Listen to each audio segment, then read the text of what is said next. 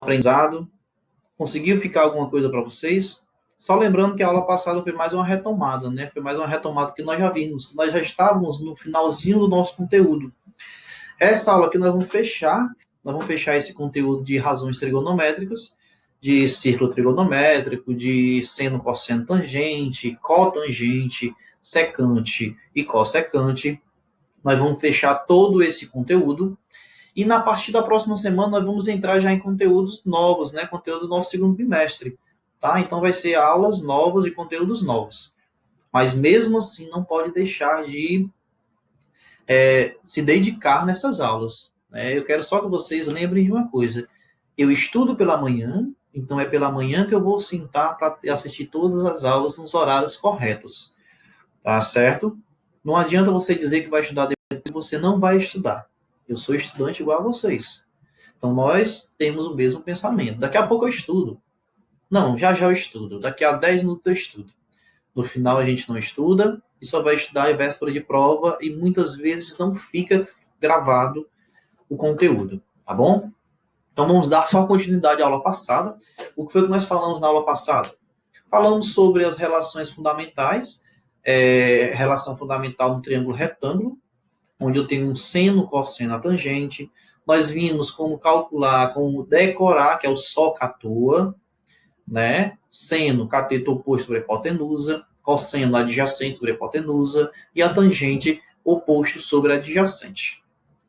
Nós vimos também as inversas, né? As razões inversas, que é a cotangente, a cossecante e o secante, certo? Que são as inversas do seno, cosseno e tangente. Hoje nós vamos dar continuidade, nós vamos entrar na parte de círculo trigonométrico. Nós já até chegamos a ver lá um pouquinho, né?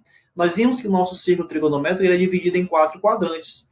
O primeiro, que é do 0 ao 90, o segundo, do 90 ao 180, o terceiro, do 180 a 270 e o quarto, 270 a 360, tá bom? Então vamos dar início a essa aula. Aqui foi só uma retomada do que nós vimos. Aqui é uma continuidade, tá ok? Então, fazendo essa continuidade do conteúdo, nós vamos ver arcos e circunferência. Tá? Em uma circunferência, dois pontos A e B dividem-a em duas partes. Essa divisão são chamadas de arcos, sendo A e B as extremidades desse arco, que simbolizaremos da seguinte maneira. Olha o arco aí. Eu tenho um arco AB, deixa eu mostrar para vocês, ó. Eu tenho um arco AB, tá? Que vai ser representado dessa forma, ó. AB com um arcozinho símbolo do arco aqui em cima, tá bom?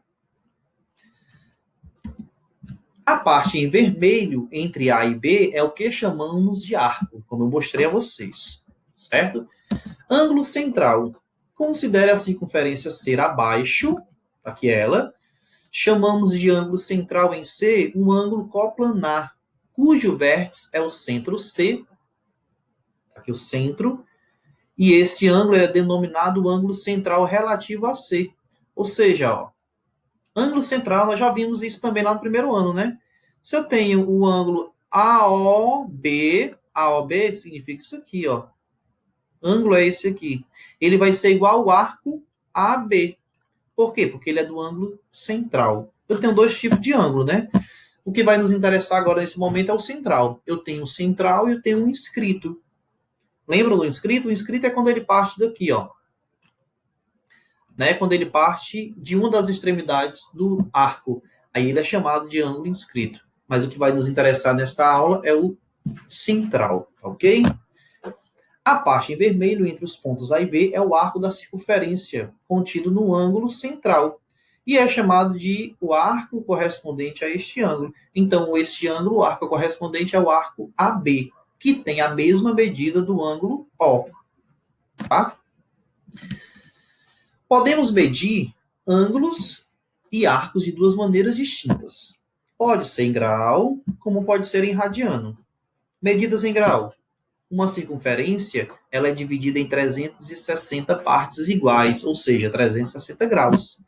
Cada uma dessas partes corresponde a 1 grau. Tá certo? Eu tenho um círculo trigonométrico e ele está dividido em 360 graus, ou seja, Cada espaçozinho vale 1 grau. Um arco de 1 grau, dividido em 60 partes iguais entre si, cada uma dessas partes, ela corresponde a 1 minuto. Ou seja, se eu tenho 1 grau, ele é igual a 60 minutos.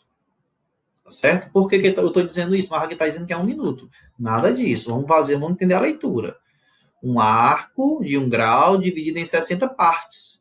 Ou seja, um arco de 1 grau, ele vale 60 minutos. 1 minuto, ele é dividido em 60 partes iguais. Ou seja, 1 minuto, ele vale 60 segundos, tá? Então, ele vai ficar desse formato, ó. 1 grau é igual a 60 minutos, a representação com a aspa, ó, de minuto. 1 minuto, ele vale 60 segundos, representação de 2 aspas. Um arco de circunferência com medidas A graus e B minutos e C segundos, ele é representado dessa forma, ó. A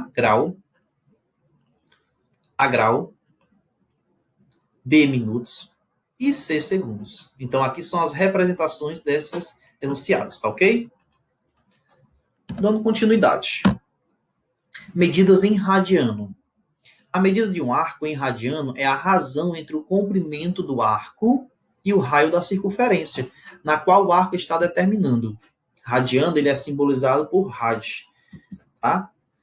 Seja a medida, um exemplo, seja a medida de um ângulo alfa em radianos, cujo arco tem comprimento L, que estão contidos na circunferência com raio R. Então, vamos entender isso, né? Se eu tenho um arco com centro O, aqui o raio, ó, raio R, arco A. Então, a medida desse arco aqui vai ser quem? Vai ser isso aqui, ó. Vai ser o arco, né, que é a medida do arco, nós acabamos de ver, que esse arco aqui é igual a esse ângulo, esse arco dividido por raio. Supomos que aqui seja 30 graus e o raio seja 5. 30 dividido por 5, eu vou chegar no ângulo de, certo? 6 graus. Ok. Então, essa é a relação. Ou seja, a medida do ângulo alfa é o comprimento do arco definido como L sobre o comprimento do raio R. As medidas de arcos em uma circunferência em graus e radianos são diretamente proporcionais. Olha a base chegando de novo aí, né? Dessa forma, podemos converter uma média em outras através de uma regra de 3. Como, por exemplo, ó, 360 graus, ele está para um arco de 2π.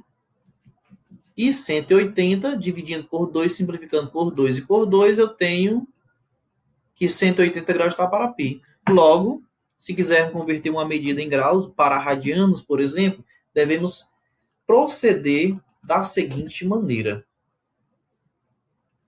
A é igual a alfa, 180 é igual a π. Onde o alfa é a medida do ângulo em radiano, o A é a medida do ângulo em graus, e para isso devemos utilizar a seguinte fórmula. Fazendo uma regra de 3 simples, né? Ó. Então, vai fazer meio pelos extremos e você chega na mudança de graus para radiano. Só lembrando, pessoal, né? Nós já vimos isso. E para ser mais prático, basta você pegar o ângulo que você quer, o ângulo que você quer trocar, o ângulo que você quer fazer a substituição, a mudança e simplificar por 180. Você vai chegar no ângulo que você quer. Dá um exemplo, né? Vamos pegar aqui o 90. Então, quanto é 90 em radiano? 90 graus em radiano. Você vai pegar o 90, certo? Você vai pegar o 90 e vai simplificar por 180. Ó. Corta 0 com 0, divide por 9, fica 1π dividido por 2. Porque eu tenho que acrescentar o π no final, tá bom? Então vai ficar π dividido por 2 é o nosso 90. Então vamos dar continuidade. Toda circunferência orientada com um centro zero e raio unitário, em que podemos escolher um ponto de origem para os arcos, é chamado de circunferência trigonométrica ou círculo trigonométrico. Os arcos em um círculo trigonométrico, ele tem a mesma medida absoluta alfa, igual ao comprimento L. Pois alfa, acabamos de ver que é L dividido por R, e R é igual a 1, tá bom? Como construir um círculo trigonométrico? Para construir um círculo trigonométrico, nós precisamos escolher um sentido anti-horário. Devemos seguir os passos. Escolha um ponto A, aqui. Inicialmente percorre no sentido anti-horário um arco de comprimento π sobre 5. Assim, obtemos um arco de π sobre 5. Posterior, a gente vai continuar. Ó. Seguindo esse espaço, chegaremos a um círculo trigonométrico que pode ser em radiano ou em grau. Só um exemplozinho aqui.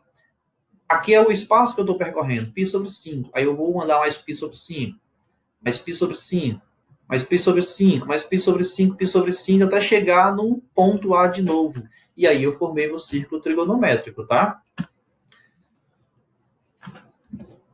E as razões, né? Com o círculo trigonométrico, você pode obter sem precisar fazer as conversões. A medida para um ângulo em grau ou radiano. Veja abaixo dos círculos com as medidas, ó. Né? Eu coloquei para vocês aqui já ele em radiano e ele em graus. Então, está aqui o círculo trigonométrico todinho em radiano, círculo trigonométrico todinho em graus, tá certo? Então, qualquer questão para resolver, basta olhar esses dois círculos que você chega em uma definição. Só lembrar uma coisinha aqui, ó. Quando eu pedir para calcular o seno, tá bom? Pedir para calcular o seno, parte de cima é positivo, parte de baixo é negativo, quando eu pedir para calcular o seno. Quando eu pedir para calcular o cosseno, já é diferente. Parte direita é positiva, parte esquerda é negativa, tá bom? Então, você vai fazer dessa forma na hora que a questão pedir para fazer seno ou cosseno de qualquer valor dentro do círculo trigonométrico. E se ele pedir um círculo fora do círculo, um ângulo fora do círculo? Simples. Divide por 360 e pega o resto. Quem me interessa é o resto, tá bom? É como se ele tivesse dado 2, 3, 4, 10 voltas e na volta que restou, ele vai parar no quadrante ou no ângulo que ele esteja, tá ok? Tá? Então, vamos praticar, certo? Porque aqui nós temos que ter a prática, tá bom? Perceba que alguns ângulos no círculo acima são simétricos. Nesse caso, apenas alguns ângulos foram colocados na imagem acima para exemplificar. Pode ter muito mais, como eu falei para vocês, né? Do seno e do cosseno. O estudo das razões trigonométricas fica muito mais simples se visualizar. Desenhando um triângulo, podemos ver como são as definições, as relações trigonométricas, que nós vimos lá no começo. Né? Ó, aqui, ó. Eu peguei um quadrante. Se eu passar para cá, ó, eu tenho a secante. Aqui a medida é o seno. Aqui a medida é o cosseno. Essa medida aqui é a tangente. Essa medida aqui é o cossecante. Aqui já é a cotangente. Ou seja, dentro do círculo trigonométrico, eu consigo ter todas as medidas. Tá bom? Então, pessoal, foi uma explicação rapidinha para vocês só relembrar um pouquinho, fazer a tarefa, tá? Agora é hora de praticar. Peguem o livro de vocês, tá? Abram o livro didático de vocês e comecem a colocar em prática o que foi aprendido.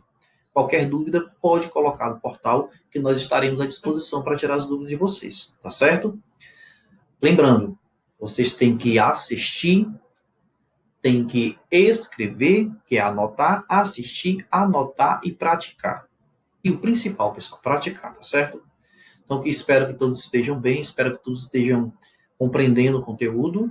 Na dúvida, pode dar o feedback que a gente desenrola essa sua dúvida, tá ok? Então, tchau, tchau, fique com Deus e que Deus abençoe.